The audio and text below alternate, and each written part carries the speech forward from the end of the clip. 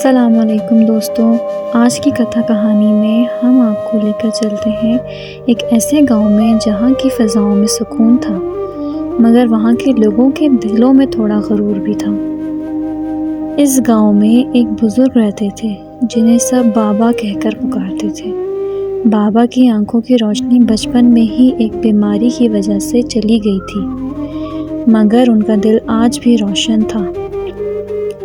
ہر رات جب سورج ڈھل جاتا اور پورے گاؤں پر اندھیرا چھا جاتا تو بابا اپنے گھر سے نکلتے۔ ان کے ایک ہاتھ میں پرانی لکڑی کی لاٹھی ہوتی اور دوسرے ہاتھ میں ایک جلتا ہوا چراغ۔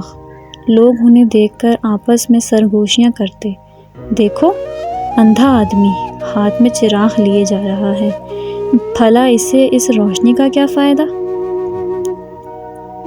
ایک رات گاؤں کا ایک مغرور اور شرارتی جوان اپنے دوستوں کے ساتھ کھڑا تھا۔ جب بابا وہاں سے گزرے تو اس نے ان کا راستہ روکا اور زور سے ہنس کر بولا، اے بابا، معاف کیجیے گا، مگر کیا آپ تھوڑے پاگل ہیں؟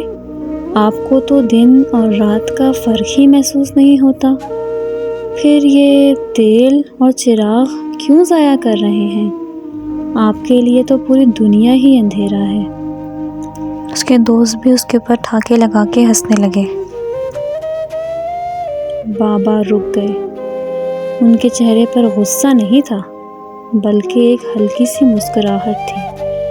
انہوں نے بڑے سکون سے کہا، بیٹا، تم صحیح کہتے ہو، میری آنکھوں کے لیے یہ چراغ کسی کام کا نہیں، مگر یہ چراغ میں اپنے لیے نہیں، تم جیسے لوگوں کے لیے لے کر نکلتا ہوں۔ جوان حیران رہ گیا اور پوچھا، ہمارے لیے؟ وہ کیسے؟